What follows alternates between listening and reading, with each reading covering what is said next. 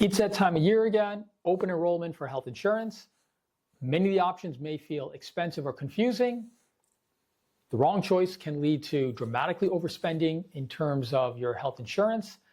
Let's talk about advice that can be helpful to help protect you and your family going into the new year.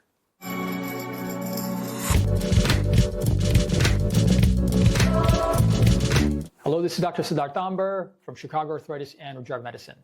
So we're talking about health insurance today and how to protect yourself.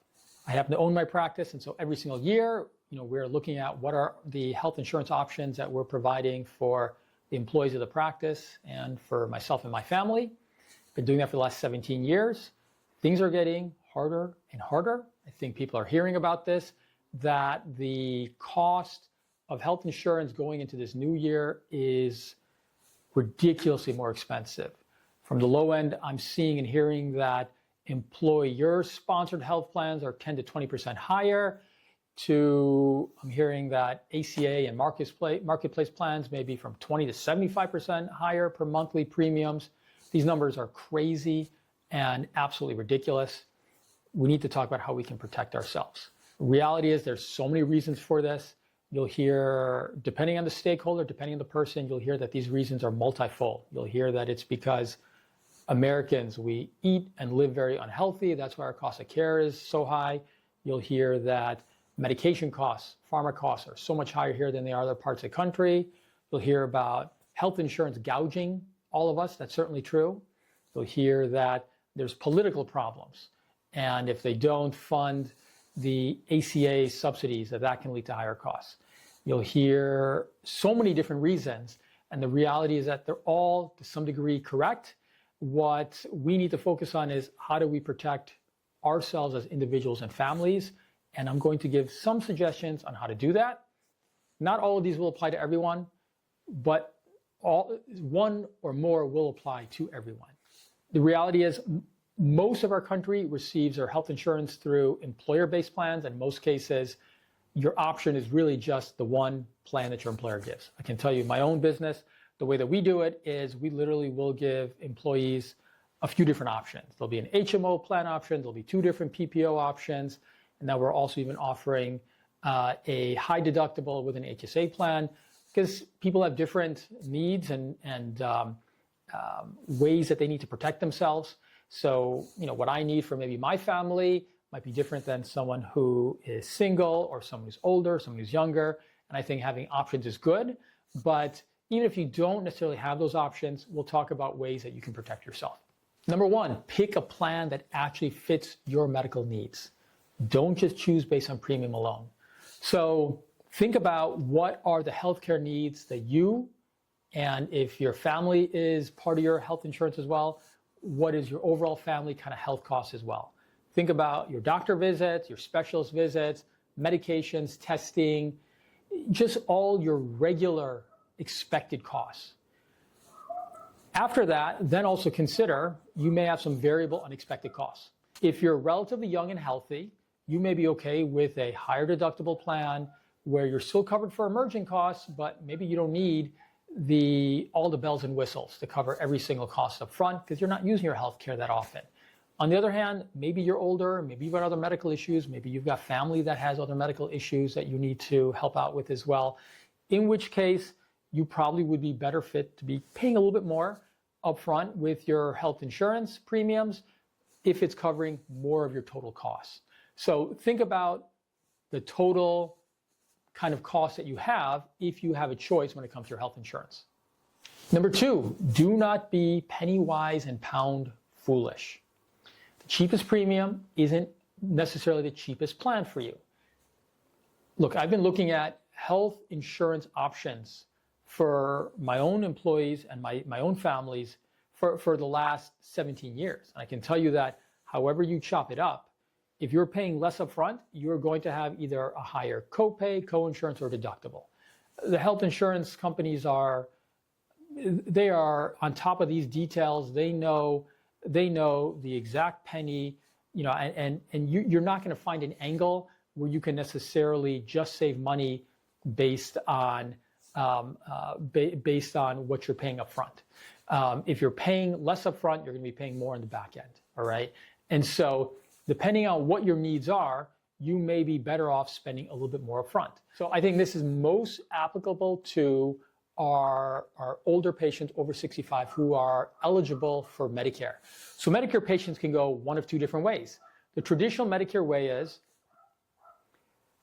our government will guarantee certain services to be covered through the Medicare program, and there's a lot of protections for Medicare patients in that regard, in terms of what's covered, in terms of what their costs are. The downside to Medicare, because like everything in this country, apparently we don't deserve easy, but the one downside to traditional Medicare is that Medicare patients will owe 20% of their costs.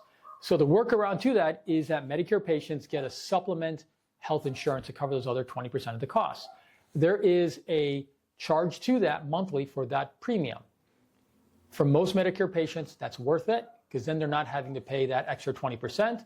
Most Medicare patients are older and they will get dinged for more costs. And so for the traditional Medicare patient, that is the right way to go, because your costs are controlled and you know what your costs are up front, and you're also protected by the government in terms of rules and regulations. The other way to go is if you go through a Medicare Advantage plan. Or at least 50% of our Medicare age patients now go for Medicare Advantage, which is unfortunate. The reason why is because Medicare Advantage is where the government is saying, here's the amount of money that we expect to pay for each individual Medicare patient. We're now giving that to a private health insurance company and now letting them decide what to do with that money. There's some protections for these patients as well, but there's a lot of disadvantages here. The main disadvantage is that you will owe a significant amount when it comes to when you're actually using your health insurance. So Advantage plans are smart, right? They are trying to get people in to use their product, and they'll do it by charging a little bit less, maybe $100 less per month than what you would if you were getting a supplement in traditional Medicare plan. They'll kind of sweeten the pot by saying, well, you get a little bit more dental benefits. And for some reason, Medicare has always been real stingy when it comes to dental benefits.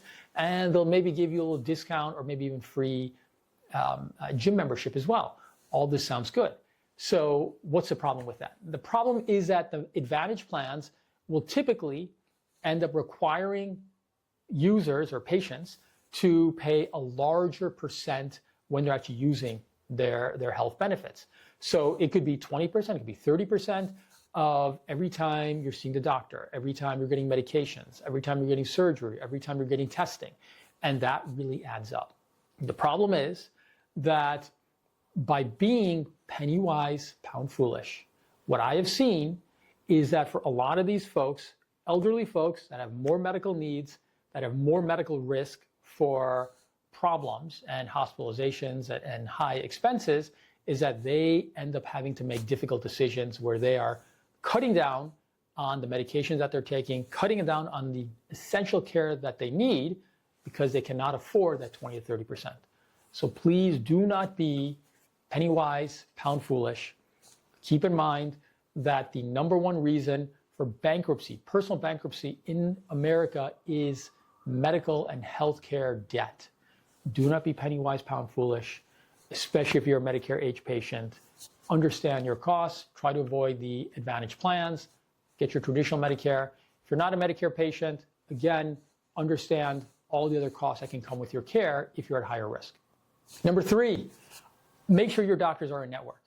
This is important. The reason why is because plans may look great in terms of coverage and cost until you realize that not all your doctors or hospitals are actually in network. Why is this relevant? If your hospital or doctor is not in network, your health insurance plan may not have out-of-network benefits, meaning you may not be able to continue to see those people who already know you and are caring for you. Problem, because you're not just a number, you're an actual person. Your health and your care should be very personalized to what your issues are. Your doctors, your hospitals will know that. Number 2 is maybe your health insurance does have out-of-network benefits. Understand that those typically out-of-network benefits are more costly to patients. And the reason why is because your health insurance will pay more to the hospital and doctor for those out-of-network benefits, for services rendered. And typically you will owe a significantly greater percentage of that. So your cost may go significantly higher if you choose a health insurance plan where your doctors are not actually in network. So check with your key physicians, specialists, hospitals, whatever, to make sure that they're actually in network with your plan before you make a choice. Number 4, start preparing for expenses now. It's a unique option in America where you can have a health savings account. This would be where, let's say you have a high deductible plan, where the costs, your deductible is very large. You have the insurance in case you have catastrophic issues, hospitalization, something like that. You can also have along with that a health insurance account, a health savings account. The benefit of a health savings account is that you can save money pre-tax, tax-free for medical expenses. In a health savings account, you can actually you can invest that in different things. You can actually grow that over time. You can move that when you go from job to job, health insurance to health insurance. But you can utilize those for health expenses. It's a long-term strategy. It makes sense in general if you're lower cost of healthcare, relatively healthier, if you've got a high deductible plan, and if you can then save up money here as well. It's a way of sort of planning over time for that. If you're in that kind of situation, it can actually work really well. Also understand that some health expenses may be more predictable over time. So if you have a certain amount of medication that you need every year, you can sort of start to plan for that up front. Or if you actually start thinking about your healthcare almost like you would car or home maintenance, you maybe actually start planning for those kind of expenses over time as well. Number 5, explore different care models. So traditional insurance can be very helpful and is what most people are getting. Understand that there's other care models.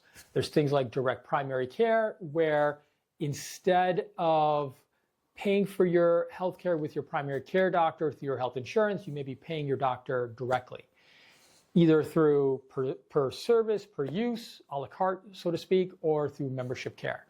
The benefit here is that may be more cost effective in some cases, whether because you're using health insurance a lot, or whether because just the cost per service is a little bit lower. You just have to compare that cost. The other interesting thing is that typically for direct primary care docs, they will typically have negotiated costs with other ancillary health insurance providers, so that if their patients need that care, they may be paying less. This works great for, let's say, lab testing, for example. So most lab testing places, if you're paying through health insurance, there'll be one cost, and you will be responsible for whatever your copay co-insurance is. There'll be a different fee schedule if you're paying out of pocket. If your doctor has an arrangement with that lab or imaging facility, that cost, cash pay, may actually be less than if you pay through health insurance and your co-insurance. Now, you have to make sure that's all kosher with your health insurance if you ever do that, but direct primary care typically will have some of those arrangements there as well, and might be a good option depending on your scenario. Even if you, however, go with direct primary care, you still need to consider that you will likely still need to have some kind of health insurance on the back end as well, in case you have more catastrophic issues that are going on, like you're hospitalized for months on end for an accident or something like that, that you may still need to have health insurance to kind of backstop those bigger kind of costs. In which case you then start to think about your healthcare expenditure maybe the same way you would if you had car or home insurance, where maybe you're not using your home insurance for every small thing that's getting done around the house, but let's say your house, the attic burns down or something, well, that's a big cost. Well, that's a good case for where you would use your health insurance. So a different model of care, but something to think about as well. Number 6, invest in your health, not just your health insurance. Look, the best way to actually stay healthy is through prevention. And there's a lot of things you can do preventatively in terms of lifestyle. Exercise, nutrition, sleep, and even preventative health checkups with your doctor. Get things done preventatively, prevent things from actually occurring. Maybe worthwhile to actually think about the money that you expend for some of these things in that way as well. If you can maximize your lifestyle, maybe you can limit how much you're actually spending on health insurance and health care as well. Number 7, budget for health like you do for everything else in your life. So people plan annually for, let's say, their vacations, streaming services, dining out, eating out, maybe buying gifts for friends or family, they don't always necessarily think about healthcare in that same way. I think it's worthwhile thinking about that. And that can be in different ways. That could be, okay, maybe you have a plan where you know you have a deductible that is $5,000 and you expect to be using a lot of that. Maybe you need to be planning for that every single week or month. It's unfortunate, but that is sort of the country that we live in, and maybe that's worthwhile doing. Another way to think about it is, health is not just an expense, it's an asset. So treat it like one. Maybe thinking about the prevention side, maybe spending a little bit of money for that gym that you go to every other day or every day. Maybe that's a good use of your healthcare expenses. Maybe that's not just an expense, maybe that's an asset. So think about your healthcare expenses, not only your health insurance, but all the other things that come around that, what you eat, what you do in terms of exercise. Think about all those things as prevention and ways of protecting yourself, and maybe as an asset for you, not just a liability. So look, we cannot control what health insurance companies are doing. We can't necessarily control what our employer is offering in terms of healthcare options, but try to make this open enrollment season when it comes to figuring out your health insurance for next year. Don't just be a victim to this. Actually think about how do you protect your health. I hope some of these suggestions are reasonable and things that may be useful to you. The last part about this is I would say the country that we live in and the choices that we are making right now are because of the leadership and the choices that we as a country are deciding on. And if you're not happy with the kind of health insurance industry that we have, make sure your leaders know that.